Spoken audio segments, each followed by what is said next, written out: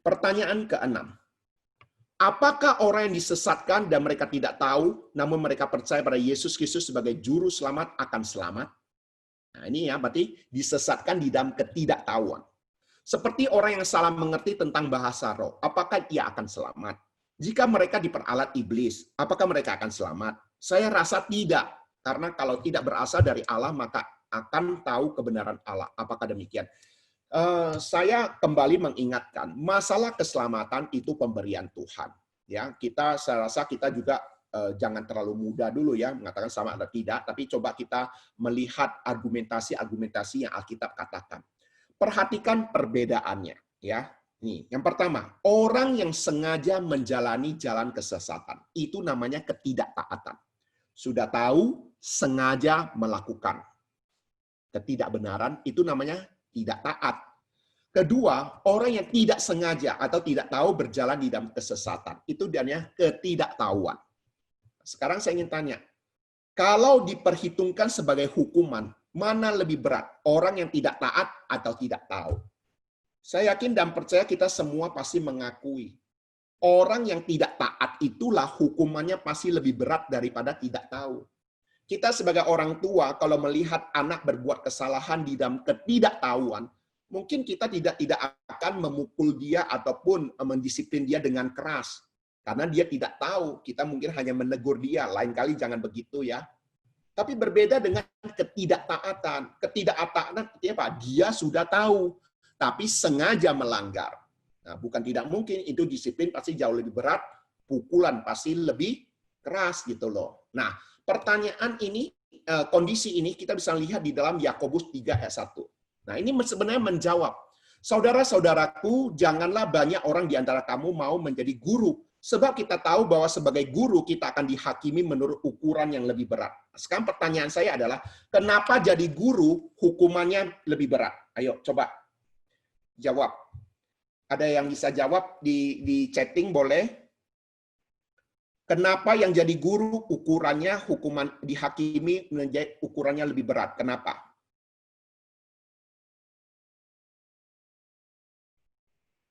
Karena sudah tahu, ya ini jawabannya, benar kan? Jadi itu melengkapi apa yang tadi saya sampaikan di atas. Karena guru sudah mengetahui kebenaran. Baik, semua sudah jawab. Ya. Jadi ini sesuatu yang perlu diperhatikan. Makanya nanti di dalam penghakiman dimulai dari apa? Rumah Tuhan sendiri. Ini sudah pernah saya sampaikan juga kan, dan firman Tuhan juga sudah ingatkan kita. Hamba-hamba Tuhanlah yang pertama sekali akan dihakimi. Ya, maka doain kami hamba-hamba Tuhan supaya jangan sembarangan mengajar.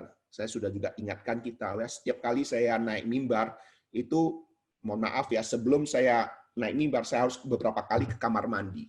Ya, tangan saya kadang-kadang juga dingin padahal khotbah sudah di atas mimbar sudah tak terhitung banyaknya. Tapi kadang-kadang inilah yang membuat kita harus berhati-hati, jangan sembarangan mengajar. Kita juga mohon belas kasihan Tuhan juga jangan sampai salah menafsirkan. Ya. Apakah mereka yang salah mengerti tentang kebenaran akan diselamatkan? Nah, perhatikan baik-baik. Mereka yang percaya Yesus dan menerimanya sebagai nabi dan guru agung, apakah mereka akan diselamatkan? Ayo, ini saya coba tes dulu. Pertanyaan pertama, mereka yang percaya Yesus dan menerimanya sebagai nabi dan guru agung, apakah mereka akan diselamatkan? Iya. Iya. Iya. Iya. Nah, pertanyaan kedua, ya. Oh, Frankie berarti nggak dengar khotbah nih, Frankie. Nggak ikut kebaktian umum, baru khotbah kan minggu lalu, Frankie ya. Mungkin nanti diulangi lagi dengar khotbahnya ya. Mereka yang percaya Yesus dan menerimanya sebagai Tuhan dan Juru Selamat, apakah mereka diselamatkan? Jelas diselamatkan. Ya, jadi kita perlu membedakan orang yang mengakui Yesus sebagai Nabi dan Guru Agung saja dengan orang yang mengaku Yesus sebagai Tuhan dan Juru Selamat. Ini harus bisa dibedakan. Ya, kenapa? Saya sudah katakan ada beberapa agama yang percaya Yesus sebagai Guru Agung, sebagai Nabi biasa saja, tapi tidak mengakui Yesus adalah Allah yang datang menjadi manusia. Oke, 6 pertanyaan sudah selesai. Silakan, ada pertanyaan lanjutan, silakan. Atau mau lisan langsung, silakan. Bosu. Oke, silakan Tukino. Jika orang yang sudah percaya, tapi dia kadang-kadang jatuh dalam dosa, kemudian minta ampun, di saat dia masuk ke surga nanti, apakah dia akan dihukum? Apakah ada hukuman untuk Nah, dosa-dosa ini yang pernah dia nanti lakukan? ada pertanyaan ini. Ya, ada pertanyaan ini Tukino untuk ini. Ini pertanyaan yang bagus sekali. Ya, pertanyaan bagus. Ya, mudah-mudahan kita akan bahas ini sampai di sana ya. Saya nggak tahu tadi di soal keberapa. Ada pertanyaan yang sama persis dengan apa yang disampaikan oleh Tukino. Ya, nanti kita akan jawab. Ya, oke, karena ada dukungan Alkitabnya. Saya tidak mau hanya sekedar, tapi ada dukungan Alkitabnya juga yang saya sampaikan. Itu sudah ada saya persiapkan. Mengenai ketidaktaatan, apakah boleh berdoa ampuni atas doa yang tidak disengaja? Jelas bisa, ya. Jelas boleh, ya. Nah, tetapi kalau terus-menerus sengaja berbuat dosa, itu bukan lagi ketidaktaatan, itu sudah bebal namanya. Benar kan? Kalau sudah terus berulang. Bisa dibedakan orang yang jatuh ke dalam dosa dengan orang yang hidup di dalam dosa. Ada bedanya nggak? Orang yang jatuh di dalam dosa dengan orang yang hidup di dalam dosa. Bedanya di mana?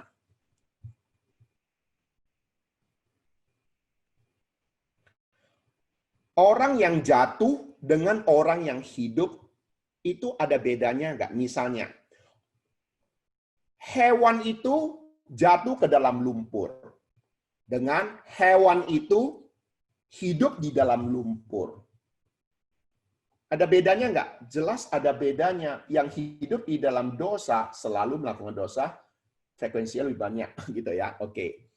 Nah, kalau kita bedakan, misalnya lah, kucing jatuh ke dalam lumpur. Kalau kucing jatuh ke lumpur, dia pasti berusaha untuk melepaskan diri dari lumpur itu.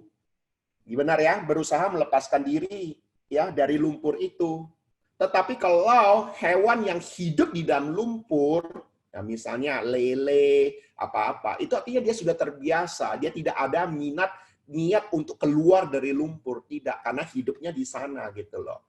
Jadi kita harus bisa bedakan orang yang jatuh ke dalam dosa dengan hidup di dalam dosa. Ya, ini ada beberapa jawab iya. Oke, saya rasa rekan-rekan bisa menangkap intinya ya. Oke, bagus. Ada lagi? Silakan.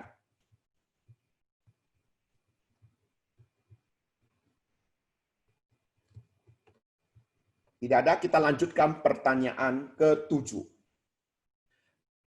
Nanti Tukino, kalau misalnya ada apa, bisa instruksi aja ya, nggak apa-apa ya. Kalau apa sampai setengah ada apa, kalau ada pertanyaan, karena chat saya nggak perhatikan, nanti bisa dibantu saja ya. Oke, Bos. Ya. Pertanyaan ke-7, Wahyu 16 ayat 13 sampai 14.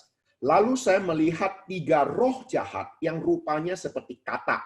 Masing-masing kata itu keluar dari mulut naga, dari mulut binatang, dan dari mulut nabi palsu. Mereka adalah roh-roh jahat yang membuat keajaiban-keajaiban. Ketiga roh itu pergi kepada semua raja di seluruh dunia dan mengumpulkan mereka untuk bertempur pada hari yang besar, yaitu hari dari Allah Maha Kuasa. Pertanyaannya adalah, apakah ini ayat ada relevansi dengan pertanyaan saya di atas? Ya, pertanyaan tentang hubungan roh-roh jahat dengan para nabi palsu. Jawabannya jelas ada. Ya, hanya saja konteksnya berbeda. Konteks di dalam pemahaman wahyu ini berbicara tentang kondisi yang akan terjadi, yang belum terjadi, yang akan terjadi, yaitu di akhir zaman. Ya, di sini dikenal sebagai perang Harmagedon. Dan perlu diketahui juga, di dalam Alkitab, khususnya kitab Wahyu, ini tidak bisa langsung dimengerti terlak begitu loh. Karena banyak bahasa-bahasa kiasan. Naga itu kira-kira artinya apa? Ya, misalnya perempuan yang dikejar naga gitu ya. Nah, itu artinya apa? Itu nggak bisa dimengerti bahwa naga seperti Tiongkok begitu, nggak bisa dimengerti begitu gitu loh ya. Karena kita harus mengerti pemahaman naganya Alkitab dengan naganya Tiongkok itu beda gitu ya. Nah, dan juga perlu diketahui waktu Rasul Yohanes menuliskan kitab Wahyu ini, dia berada posisi di dalam pengasingan, artinya dia ditangkap, sehingga ketika dia menuliskannya kepada malaikat di mana, itu semuanya gambaran, itu bahasa kiasan, supaya orang yang membacanya tidak bisa langsung mengerti. Tetapi orang yang maksudnya misalnya kalau para tentara yang menangkap dia membacanya tidak mengerti, tetapi penerima surat membacanya dia akan mengerti gitu loh ya. Saya seringkali memberikan perumpamaan begini.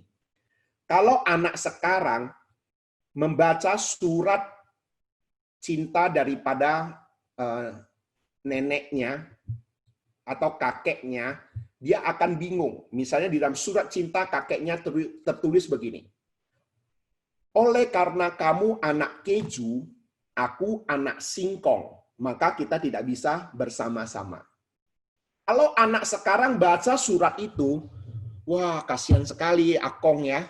Dulu rupanya ada masalah dengan Ama gara-gara selera makan keju dan makan singkong, gitu ya. Itu kan tangkapan anak sekarang. Tetapi kita yang tahu lagunya anak keju dan anak singkong, kita tahu ini maksudnya apa gitu loh. Ya, jadi ini perumpamaan saja, ya. Ini perumpamaan saja. Ya, jadi penerima surat ini ya harus bisa mengerti apa yang dimaksud dengan misalnya malaikat di Tiatira itu maksudnya apa, malaikat di Philadelphia itu maksudnya apa. Ya, itu pemahamannya.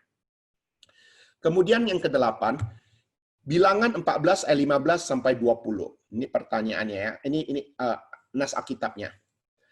Jadi jikalau engkau membunuh bangsa ini sampai habis, maka bangsa-bangsa mendengar kabar tentang engkau itu nanti berkata, oleh karena Tuhan tidak berkuasa membawa bangsa ini masuk ke negeri yang dijanjikannya dengan bersumpah pada mereka, maka ia menyembeli mereka di padang gurun. Jadi sekarang biarlah kiranya kekuatan Tuhan itu nyata kebesarannya seperti yang kau firmankan. Tuhan itu berpanjangan sabar dan kasih setianya berlimpah-limpah, ia mengampuni kesalahan dan pelanggaran, tapi sekali-kali tidak membebaskan orang bersalah dari hukuman. Bahkan ia membalaskan kesalahan bapa kepada anak-anaknya, kepada keturunan yang ketiga dan keempat. Ampunilah kiranya kesalahan bangsa ini sesuai dengan kebesaran kasih setiamu, seperti engkau telah mengampuni bangsa ini mulai dari Mesir sampai kemari. Berfirmanlah Tuhan, aku mengampuninya sesuai dengan permintaanmu. Nah, ini artinya apa? Ini berbicara tentang komunikasi antara Musa dengan Allah. Ya, ini perbicaraan Musa dengan Allah. Pertanyaannya adalah, ini ada percakapan Allah dengan Musa. Dalam hal ini, sepertinya Musa bisa memberi masukan kepada Allah. Mengapa demikian? Sepertinya ini mirip dengan percakapan Allah dengan Abraham, di mana Abraham bisa negosiasi dalam hal untuk tidak memusnahkan Sodom dan Gomora. Sepertinya bagi saya ini mirip dengan ungkapan hati Daud terhadap Tuhan, di mana kita sebagai anak-anak Allah dapat berkomunikasi bebas dengan Tuhan dengan mengungkapkan isi hati kita. Maksudnya ya Daud di sini apa? Pemazmur. Kalau kita mengerti, lihat di Mazmur itu ungkapan hati surhatnya pemazmur itu terus terang gitu loh. Nah, ini pemahaman daripada dia. Ini menurut saya dia memperhatikan sebenarnya kondisi ini dengan sangat baik, ya, penguasaan Alkitab yang baik. Pertanyaan saya adalah, apakah manusia bisa bernegosiasi dengan Allah? Ya, kita akan jawab, ya. Allah mengizinkan manusia mencurahkan seluruh isi hati kita, baik itu keinginan maupun ungkapan perasaan kita kepadanya. Itu tidak dosa, gitu ya. Allah sekalipun menurut ukuran manusia telah jauh-jauh hari mengetahui apa yang akan kita doakan, apa yang kita minta, dan apa yang akan kita nego kepadanya. Tuhan jauh-jauh hari sudah mengetahuinya. Ketika Tuhan merencanakan sesuatu ataupun mempersiapkan sesuatu, ya, Allah juga sudah tahu apa yang akan terjadi, dan setelah itu terjadi apa yang terjadi, Tuhan pasti semua sudah tahu. Orang ini mau nego atau tidak, Tuhan juga pasti tahu gitu loh, ya. Tetapi satu hal yang harus kita ketahui di dalam prinsip kita bernego ataupun memberikan curhat kepada Tuhan melalui doa, kita harus mengerti pemahaman ini. Bagi Allah, yang terpenting sebenarnya bukan hasil doa. Bukan hasilnya yang terpenting, tetapi saat kita berdoa, inilah ya hal yang menyenangkan hati Allah. Ini harus diingat. Bagi Allah, yang terpenting bukan hasilnya, tetapi curahan hati kita yang jujur, yang tulus, yang polos, berkomunikasi dengan Dia. Itulah yang menyenangkan hati Tuhan. Kalau mau hasil bagi Tuhan, semuanya pasti mudah. Tetapi justru yang paling Tuhan dambakan adalah apa? Bagaimana kita berhubungan secara jujur, tulus kepada Dia, gitu loh. Ya, jadi ini harus diperhatikan. Nah, pertanyaan selanjutnya ini mungkin jauh lebih sulit ya untuk kita perhatikan. Boksu, maksudnya apa? Bahwa Tuhan Allah membalaskan kesalahan bapa kepada anak-anaknya atau keturunannya. Nah, perhatikan ini dukungan Alkitabnya. Beberapa dukungan Alkitab di dalam Keluaran 20 ayat 5. Jangan sujud menyembah kepadanya atau beribadah kepadanya, sebab aku, Tuhan Allahmu, adalah Allah yang cemburu, yang membalaskan kesalahan bapa kepada anak-anaknya, kepada keturunan yang ketiga dan keempat dari orang-orang yang membenci aku. Ini adalah hukum Taurat yang keberapa? Ayo, coba saya ingin tes dulu. Ini hukum Taurat keberapa? Coba jawab. Jangan sujud menyembah kepadanya, yang beribadah kepadanya, sebab aku Tuhan Allahmu adalah Allah yang cemburu, yang membalaskan kesalahan. Hukum Taurat keberapa? Jangan membuat bagimu patung yang menyerupai apapun. Iya, oke, ya, hukum Taurat kedua, oke. Bagus ya, sekarang bagus ya, semua sudah jawab benar ya. Nah, sekarang perhatikan lagi ayat selanjutnya, Keluaran 34 ayat 7, Ulangan 5 ayat 9, ya, juga sama kondisinya. Yeremia 32 ayat 9. Engkaulah menunjukkan kasih setiamu kepada beribu-ribu orang dan yang membalaskan kesalahan bapa pada anak-anaknya yang datang kemudian. Ya Allah yang besar dan perkasa, namamu adalah Tuhan semesta alam. Perhatikan, di dalam ayat Alkitab ini beberapa nas Alkitab, masih ada lagi ya nas Alkitab lain ya, karena kita pakai satu layar ini ya. Nah, perhatikan di sini menunjukkan bahwa Allah membalaskan kesalahan bapa kepada anak-anaknya. Tetapi coba bandingkan. Ulangan 24 ayat 16 berkata, ini juga sama-sama kitab Taurat ya. Tadi ada ulangan juga. Kitab Taurat, ulangan. Ulangan 24 ayat 16 berkata, janganlah ayah dihukum mati karena anaknya. Janganlah juga anak dihukum mati karena ayahnya. Setiap orang harus dihukum mati karena dosanya sendiri. Oke. Kemudian Yeskiel 18 ayat 20, orang yang berbuat dosa itu yang harus mati. Anak tidak akan turut menanggung kesalahan ayahnya. Perhatikan baik-baik. Tadi di bagian atas, seakan-akan Allah membalaskan kesalahan ayah atau bapaknya kepada anak-anaknya. Sedangkan nas Alkitab ini mengatakan bahwa anak tidak harus dihukum oleh karena ayahnya atau menanggung kesalahan daripada ayahnya. Apakah dua ayat firman Tuhan ini kontradiksi? Nah, ini akan saya jawab ya. Perhatikan baik-baik. Perhatikan dengan seksama dua ayat firman Tuhan ini. Apakah bedanya? Ya, saya ingin nanti kita jawab ya. Keluaran 20 ayat 5 di sini katakan konteksnya begini. Jangan menyembah atau beribadah kepadanya karena aku Tuhan Allahmu adalah Allah yang cemburu yang membalaskan kesalahan bapa kepada anak-anaknya sampai keturunan ketiga, keempat dari orang-orang membenci aku. Sedangkan tadi di dalam Ulangan 24 ayat 14 16 di sana katakan, janganlah kamu memeras pekerja yang miskin dan menderita, apakah ia sesamamu orang atau orang asing yang tinggal di salah satu kotamu. Bayarlah upahnya pada hari yang sama sebelum matahari terbenam, karena ia miskin dan sangat mengharapkannya, sehingga ia tidak akan berseru pada Tuhan mengenai kamu dan hal itu akan menjadi dosa bagimu. Jangan menghukum mati ayahnya karena perbuatan anak-anaknya, atau menghukum mati anak-anak karena perbuatan ayahnya. Setiap orang dihukum mati hanya karena dosanya sendiri. Jadi Anda bisa melihat konteksnya. Sekarang pertanyaan saya adalah, apa bedanya Keluaran dengan Ulangan? Keluaran kira-kira kesalahannya apa? Ulangan kira-kira kesalahannya apa? Di dalam Keluaran kesalahannya ini, di mana kesalahan bapa ditanggung anak-anaknya, sedangkan kesalahan di dalam kitab Ulangan bahwa menghukum mati tidak ada, ya, artinya tidak boleh diapakan kepada anak-anaknya. Hukuman pada ayah tidak bisa ditanggung pada anak-anaknya. Kira-kira bedanya apa? Keluaran kesalahan manusia terhadap Keluaran kesalahan manusia terhadap manusia.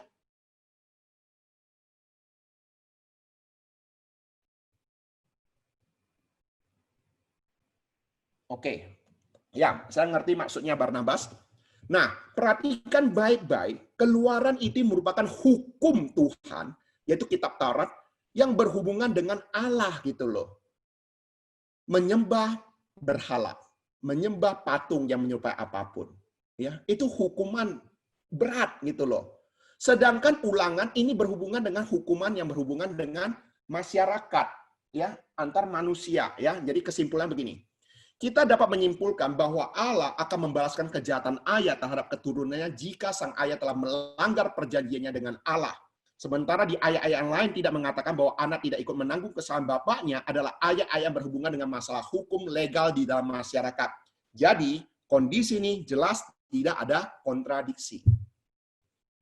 Kalau kita memperhatikan baik-baik, di dalam setiap awal hukum daripada Tuhan itu begitu disiplin sekali.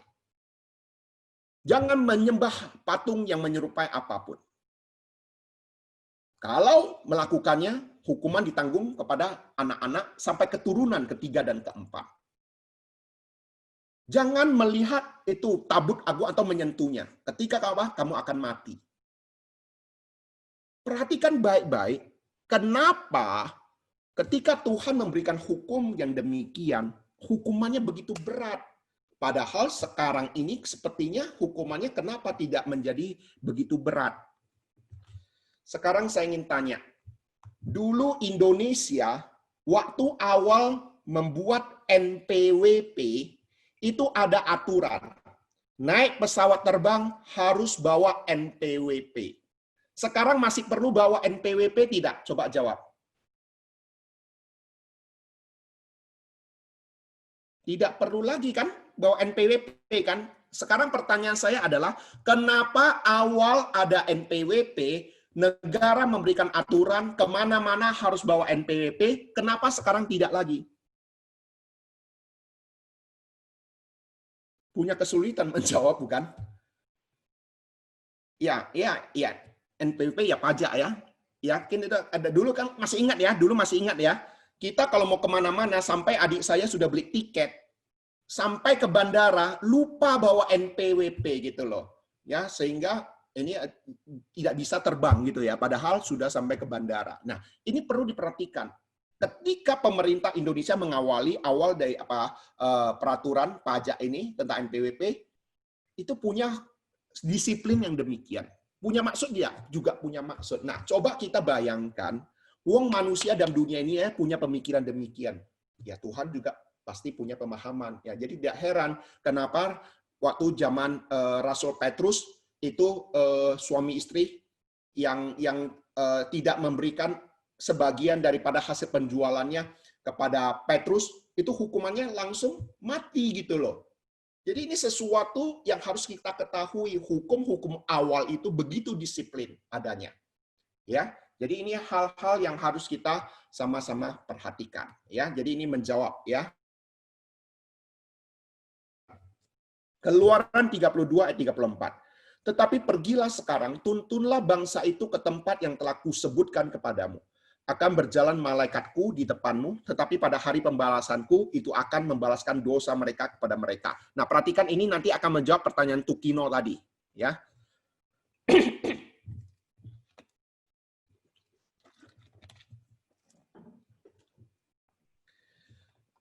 Dalam hal ini sepertinya Tuhan mengampuni mereka, namun juga Tuhan memberi pembalasan juga. Apakah dimaksud adalah hari penghakiman bagi yang masih belum bertobat, namun yang sudah bertobat dihukum lagi gitu loh. Ya, jadi ini gini maksudnya. Kenapa? Ini konteksnya harus mengetahui ya. Nah, saya coba jelaskan dulu. Nanti kalau kurang ngerti baru saya pakat. Ya, penjelasan begini. Konteks bangsa Israel waktu itu dia menyembah anak lembu emas. Ya, waktu itu Harun memimpin bangsa Israel menyembah anak lembu emas. Tuhan murka dan Musa berusaha melunakkan hati Tuhan. Setelah itu, Musa menghancurkan anak lembu emas dan melemparkan 2 loh batu, sehingga loh batu itu juga pecah gitu loh. Musa mau mendamaikan umat Israel dengan Tuhan, memohon Tuhan mengampuni dosa mereka.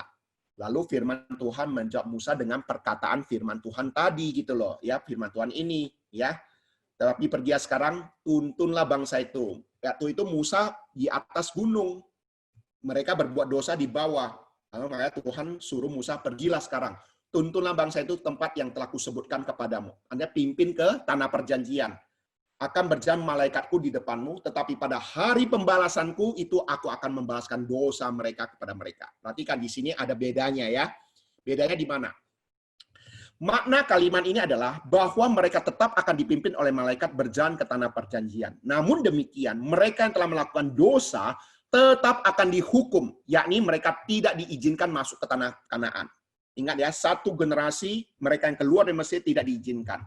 Pengampunan yang Tuhan berikan pada saat itu oleh karena apa? Perjanjian daripada Allah kepada Abraham, Ishak dan Yakub, yaitu akan menyediakan pada umat Tuhan tanah perjanjian. Ya, jadi hari pembalasan juga adalah bukan hari penghakiman Allah.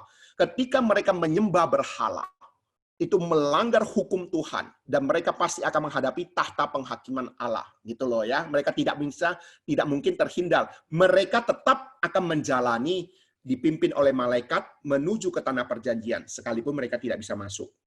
Ya.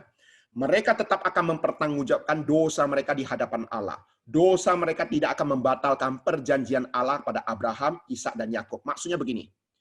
Masih ingat kan selama 40 tahun Tuhan menurunkan manna kepada bangsa Israel di padang gurun. Sekalipun bangsa Israel bebal, beberapa kali melukai hati Tuhan.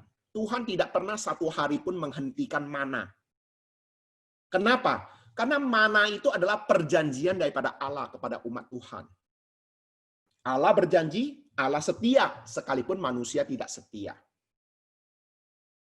Bangsa Israel tetap berjalan menuju tanah perjanjian, yang berdosa tetap akan mempertanggungjawabkan dosa mereka di hadapan Allah. Ya, jadi ini ada bedanya, harus bisa kita perhatikan, ya. Pertanyaan ke-10. Oke, pertanyaan 9 selesai. Ada pertanyaan lagi? Ada meresponi? Silakan. Bosu, kembali Ya. pertanyaan. Jadi kalau orang yang sudah percaya tidak melakukan dosa, nanti pada saat penghakiman setelah kita meninggal, kita masuk surga, dihakimi lagi, itu ada hukuman nggak untuk dosa kita yang sudah kita minta ampun di saat kita masih hidup? Gini, bagi kita yang sudah minta pengampunan dosa daripada Tuhan, semuanya sudah dibereskan, baik yang dahulu dan yang akan datang. Itu sudah disucikan dan dikuduskan oleh Tuhan lagi. Tidak ada lagi penghukuman bagi mereka yang percaya kepada Tuhan Yesus. Tidak ada lagi. Ya, nah, bagi kita ya, tidak akan ada lagi penghukuman bagi kita yang percaya pada Tuhan. Oke, ada lagi pertanyaan lain? Silakan, ada yang lain? Silakan.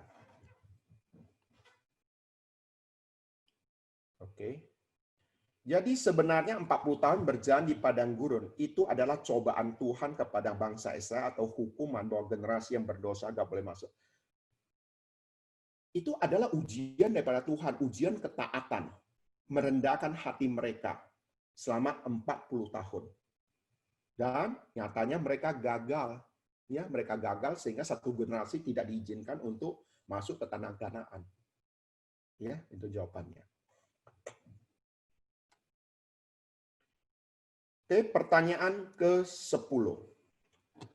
Kalau bisa titip pertanyaan, cara mau menjelaskan kepada orang non-Kristen secara ilmiah bagaimana kita menjelaskan mengapa kita harus percaya Alkitab. Mengapa kamu tidak mempercayai kitab suci agama lain? Nah, ini kita harus bisa melihat apa perbedaannya. Ini dalam pembinaan dasar iman Kristen saya sudah ajarkan ya. Bagi kita yang sudah pernah mengikuti pembinaan dasar iman Kristen, pasti bisa mengetahui apa maksud saya begini. Di dalam setiap agama itu punya kitab suci.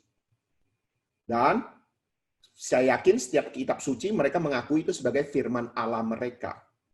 Yang menjadi pertanyaan kita adalah, bagaimana kita bisa membuktikan Alkitab kita adalah firman Allah? Apa yang menjadi keunikan bahwa Alkitab adalah firman Allah? Kalau kita tidak bisa membuktikan Alkitab sebagai firman Allah, maka konsekuensinya ataupun resikonya apa? Semua pengajaran kekristenan akan ambruk. Seringkali Alkitab kita dituduh isinya sudah dipalsukan. Untuk menjawab pendapat demikian, sederhana saja. Tunjukkan kepada kami yang asli. Kalau kita bisa mengatakan sesuatu yang palsu, berarti kita sudah mengetahui pasti sesuatu yang asli. Sekarang pertanyaannya adalah, mereka yang mengatakan Alkitab kita palsu, tetapi mereka tidak bisa membuktikan kepada kita yang asli itu yang mana, gitu loh. Jadi hanya sekedar pendapat saja. Nah, ini sesuatu yang cukup penting untuk kita sama-sama pelajari. Kalau kita tidak bisa membuktikan Alkitab sebagai firman Allah, maka robohlah iman Kristen. Rontoklah iman Kristen.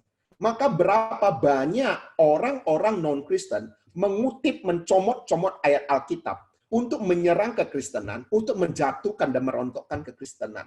Tetapi puji Tuhan, sudah ribuan tahun para nabi-nabi palsu berusaha membelokkan kebenaran. Kita bersyukur sampai sekarang firman Tuhan tetap ada, tetap eksis sampai sekarang dan menjadi berkat bagi kita. Ya. Nah, sekarang saya ingin memberikan beberapa penjelasan. Di dalam pembinaan dasar iman kita ada Allah.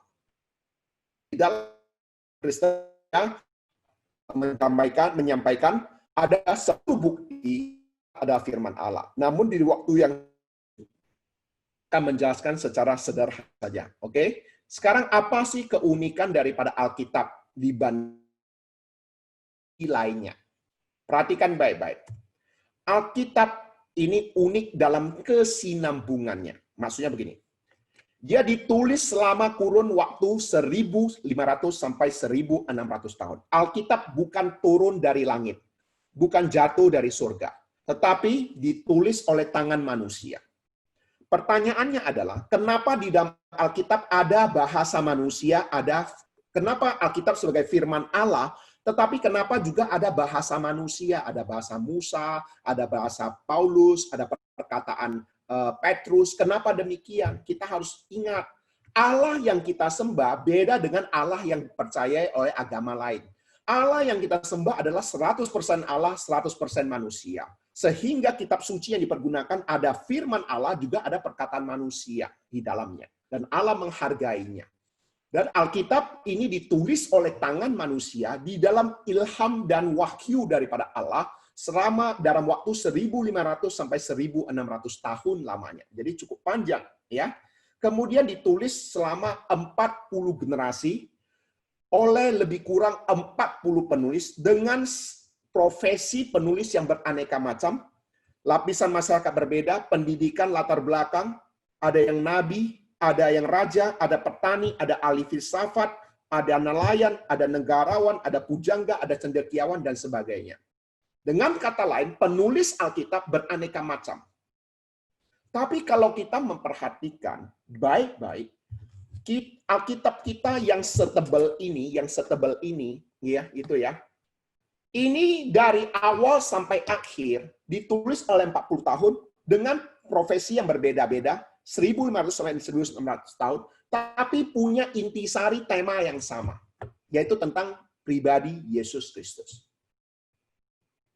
Satu orang menuliskan kitab ataupun buku cerita lebih tebal dari Alkitab.